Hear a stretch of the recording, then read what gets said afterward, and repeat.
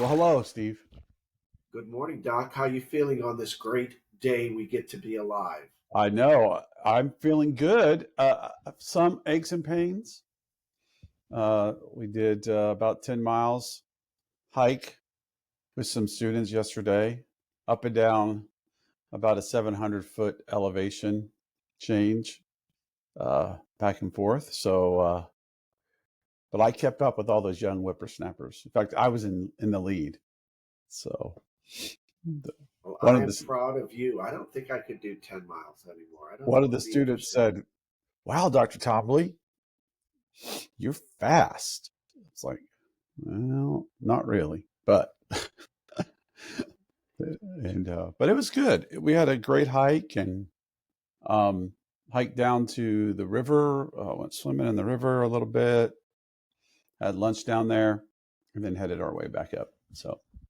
Wow. Uh, so as far as it's always good to have those kind of activities, uh, dispersing therapy and just work.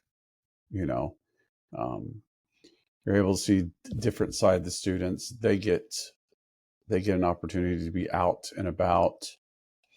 So uh, they're quite funny. They make me laugh a lot. So I actually rode in the school bus this time, and instead of driving my own vehicle. So uh, I had the full experience. And That's incredible. other than that, we've got some warm weather, and it's a beautiful, beautiful sunny day today. Give you a little bit my standard weather report. It's clear skies, so I like that part. Uh, how are you? My life is beautiful, Doc. The work we do is astonishing and captivating and compelling. And I think our conversation is compelling always because the work we do is with humans, and humans are fragile beings, aren't they? I like when people think that because I used to think, Doc, that I was strong, and I want to maybe not use the word invincible, but I certainly thought I was all that in a bucket of cheese. I mean, I really had a. The scripture says, "Be careful not to think more highly of yourself than you ought to think." One of my Mm-hmm. favorite verses because I have learned not to think very highly of myself. But there was a day, Doc, and I confess this openly, when I thought very highly of myself. And humans are fragile creatures. And I thought that perhaps as we start this segment of Canopy, Canopy is compelling conversations on emotional care, right? Right. Compelling conversation on emotional care. I thought we should talk about, at least for me, what's interesting today is emotional care and the fragility of life and how life can train you in and out in a millisecond. And I see our country in a place, Doc. I don't ever want us to be a political entity here, but I see our country in such a place of such fragmentation. And I just noticed that in my world, and I don't know about your world except where I interact with it in our work Mm-hmm. and in our personal life, but I don't know about the other details. But in my life, I noticed that people seem hurried and agitated and and quickly darting from this to that. I don't see people lighting like they used to.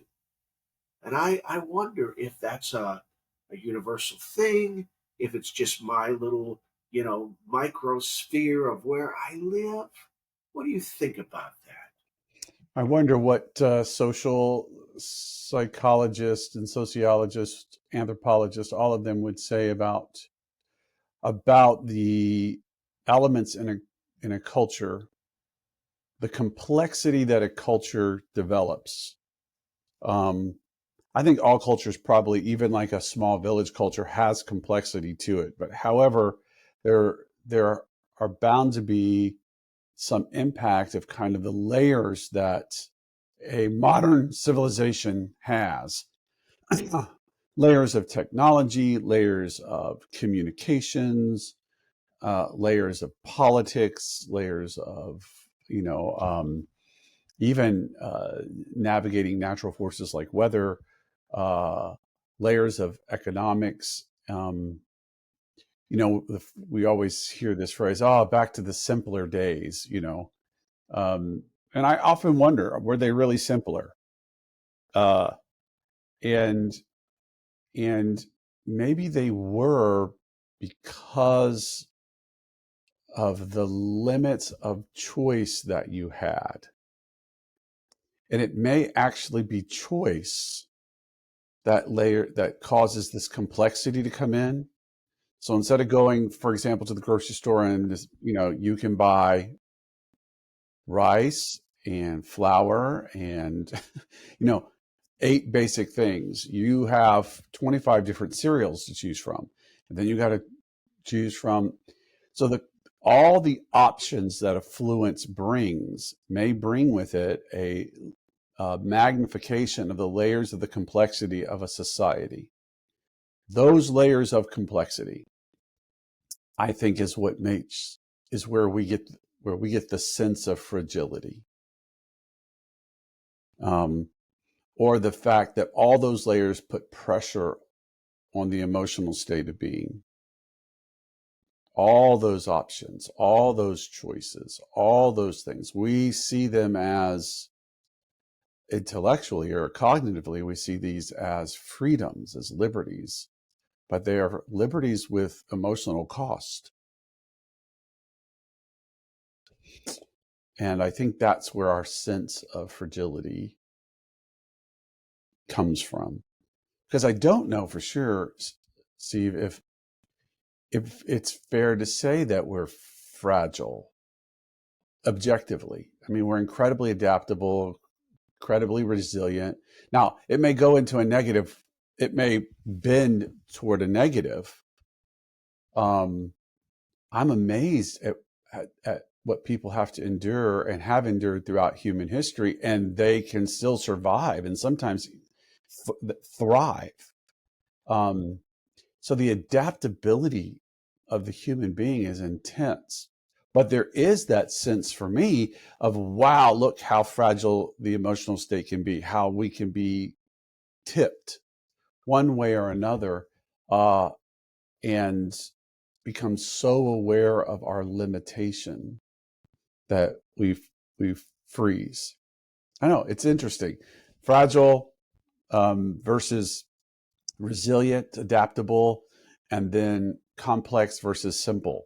I think all those factors have to be included when we think about the ability of the human's emotional state to be shifted by events.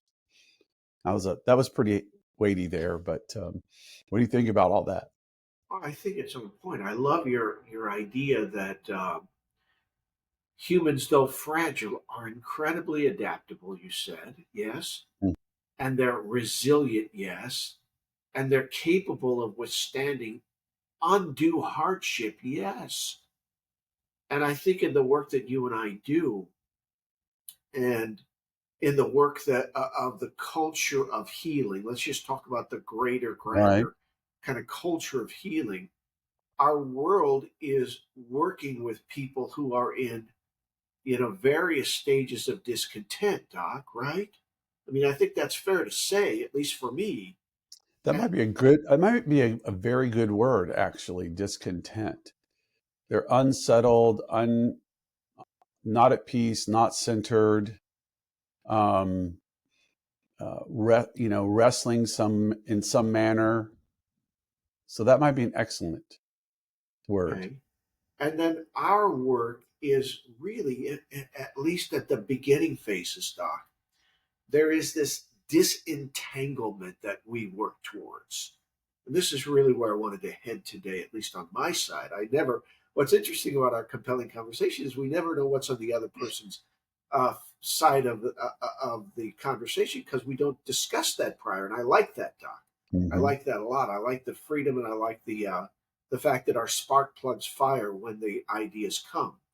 So I want to talk a little bit about this idea of fragility And the moment, if you will, there's a zeitgeist, at least I kind of feel the spirit of the times where I live.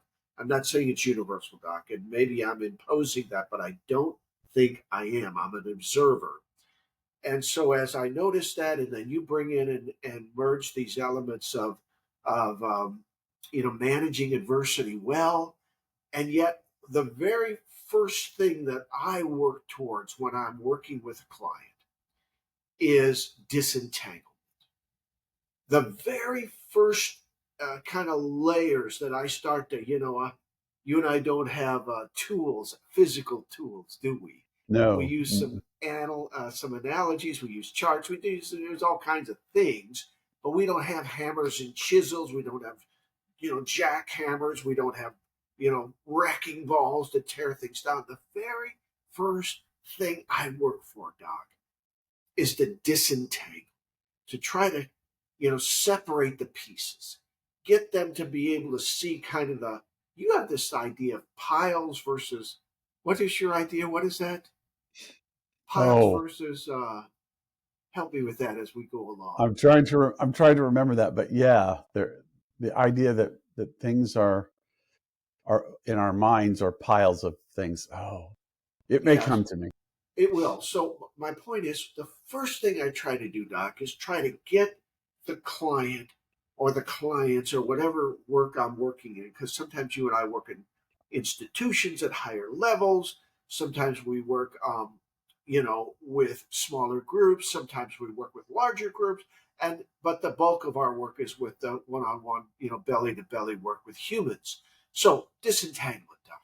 This idea that you have to set them down and let them begin to see that their life is really this kind of gnarly mess.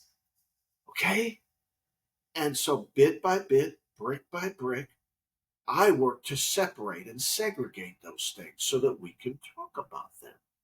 And I Hmm. remember the first time, Doc, years and years and years ago, decades ago, when I started to do that kind of practice in the work that I do. And I remember telling people that when they came to me, when the work started, that the work would be like a suitcase that was overstuffed. Haven't we all overstuffed a suitcase? And it was bulky and hard to manage and hard to lift. And I said, and our first job is to open it up. And sometimes what happens when you open it up? Things get splayed everywhere. Right?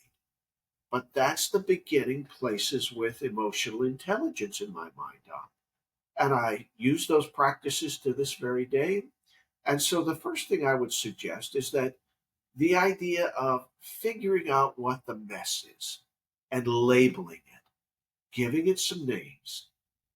And I find that to be incredibly helpful, Doc, always. How do you receive that? Well, there's lots of research and theory that identifies our capacity to speak, to have language, being like the pivotal piece of emotional regulation. When a child is able to begin to use language, they also simultaneously learn to regulate in a healthy situation. So their use of words and being able to take concepts and hold on to concepts um, begins to give them a sense of power over what's happening. So it empowers them. So their efficacy grows. Um, I think when we can label what's happening, there's a sense of management of what's going on around us is helpful. So yes, I wholeheartedly agree that let's look at what's going on and let's give it some names. I mean, sometimes in therapy, I create a vocabulary set just for me and that particular client. I do the What are we same going to thing. call that? What are we going to call that? And so that we can and it's part of it is so that we can reference something quickly. Um, the other part of it is because when we can reference it, we can do something with it. It helps empower the will. We can actually make a choice. Okay, what are we going to do in regards to this? So you're feeling this particular type of pressure. uh, from this set of relationships or this set of past events in your life. Um, let's call it something, the volcano. I mean, you can use metaphors even. So, the volcano experience. So, how do you want to navigate the volcano experience when you're remembering it when you're sitting in a business meeting, or you're sitting at the table at a holiday celebration? I mean, what do you want to do with that? And so they can pick those things up. So labeling is powerful in our work. I think it's powerful in relationships. Um, I had another thought too when you were talking about this idea of getting a picture of what's going on. Is the besides the power of labeling, the power of retreat, and I'm going to use that broadly. This idea of retreating. Sometimes that could just be a sense of time away. Sometimes it's intentional. You're going to go somewhere for a couple days. Uh, Sometimes it is what we do in controlled environments with people coming out of addiction and with adolescents, with hospitalizations for chronic mental health illnesses that are acute. We're actually creating that retreat, that pulling back. And that is necessary in order to take a look at what's going on. Um, I'm curious if that wasn't part of God's intent to Sabbath rest, um, to allow us to evaluate, gain perspective, present things, think through things. I'm not. I don't want to land on that theologically at this point, but I do know that it is a benefit of us of a rhythm of Sabbath rest. Uh, and it's not too far, this idea of labeling or pulling away or compiling um, to get perspective is not very far from your favorite, the definition of session work. All right. A boundaried set of time that's intentionally used to what I think classically in psychotherapy we call process, um, and to process something. So yeah, I think all of those ideas are very close together, and a simple concept like retreat, like session work, like labeling, simple concepts that cause us to be more resilient, and adaptable. So we start with the idea of humans can be fragile. Not always.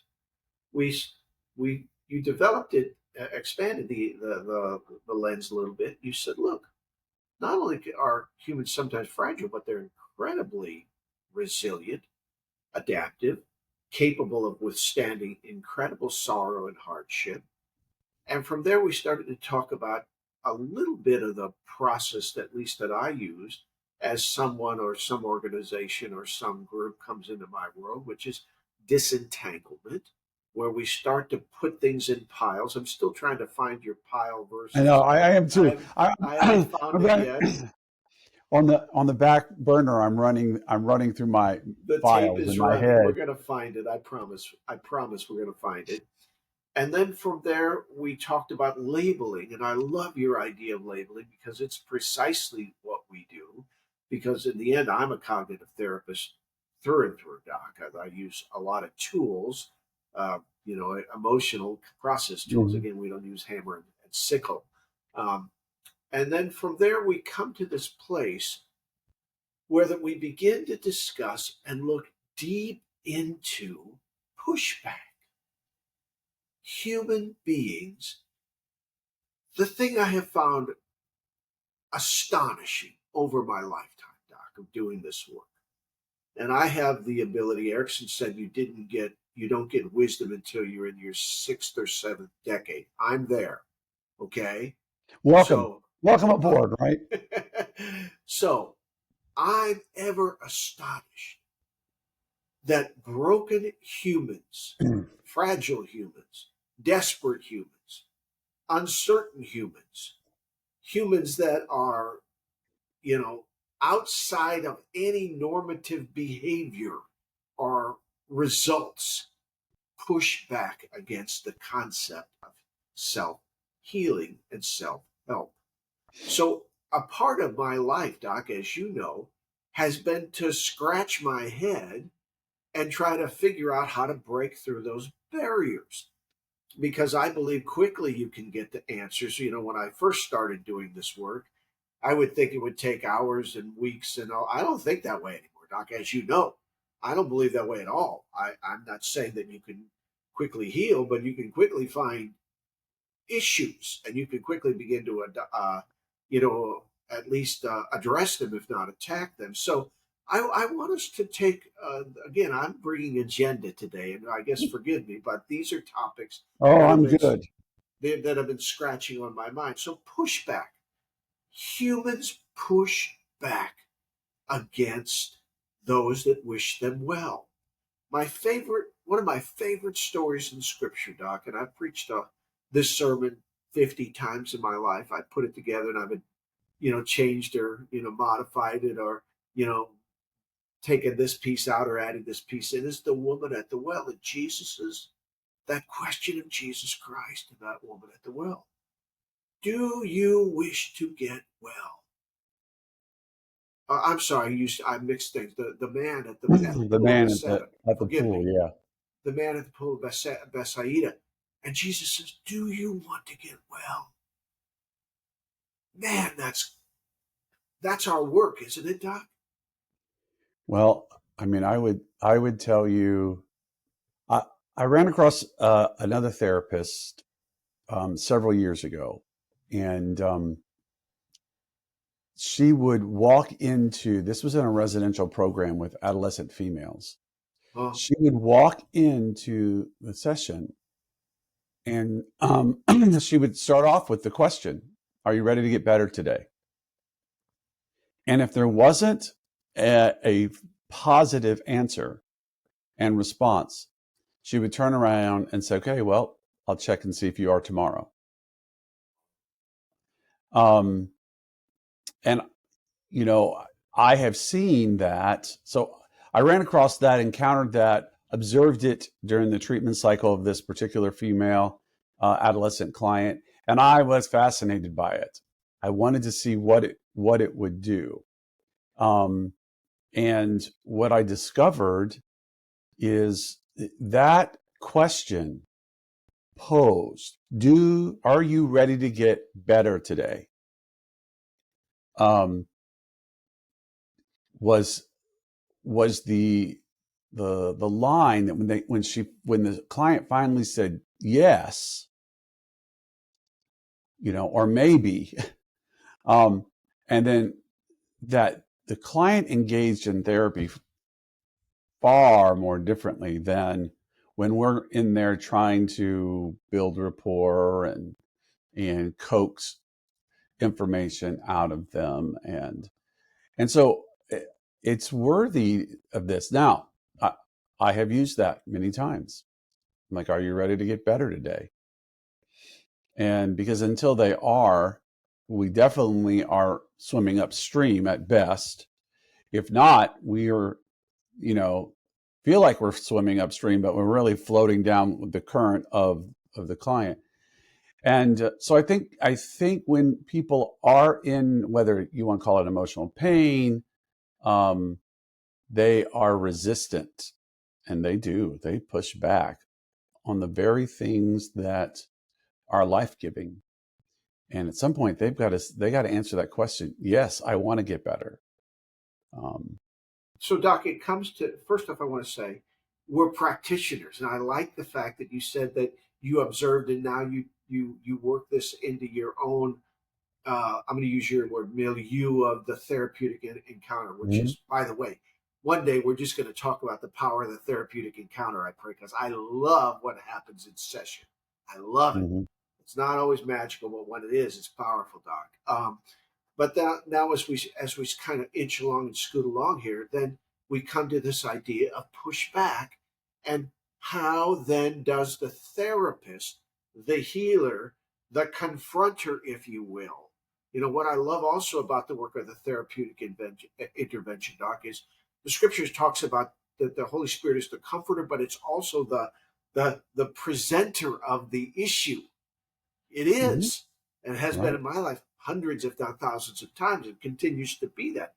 And so, Doc, as we're in the encounter with the human, our humans, our institution, our group that are broken, and we feel this resistance, and we feel it. It's visceral, isn't it? I mean, it's not like it's Well, sometimes it's imaginary. physical. I mean, that you work with some populations, and their resistance is expressed through physical violence. There you They're go. going to hit.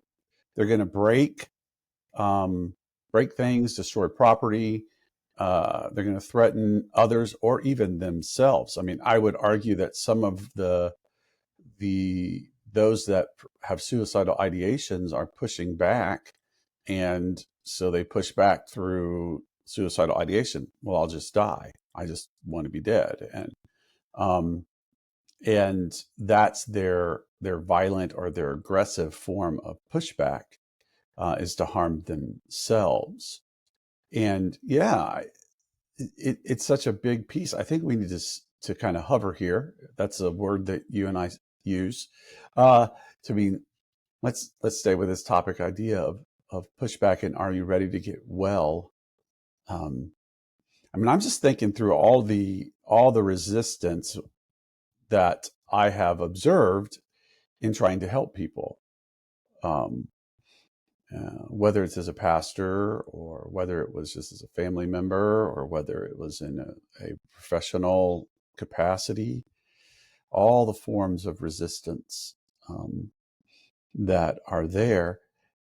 And it reminds me of this, of an interesting, because I think of where does this resistance come from? Um, and here's the developing thought that resistance comes from having capacity. So there's capacity within us. Um, and that person is not using that capacity to heal. They're using that capacity to fight against whatever they think is the oppression. Maybe it's a misplaced understanding of what the problem really is. If we go back to earlier, what we said, a mislabeling. Um, or maybe it's that they're entangled, they're tripping over a whole bunch of things. So they're constantly tripping. So they feel very, very defeated, like they have no hope as to getting better. Whatever the resistance is, they're fighting that. That is their capacity. And when I raise the question of are we really that fragile, I would say we become fragile when we take our capacity and we put it toward resistance rather than toward healing. Really good. You should say that again.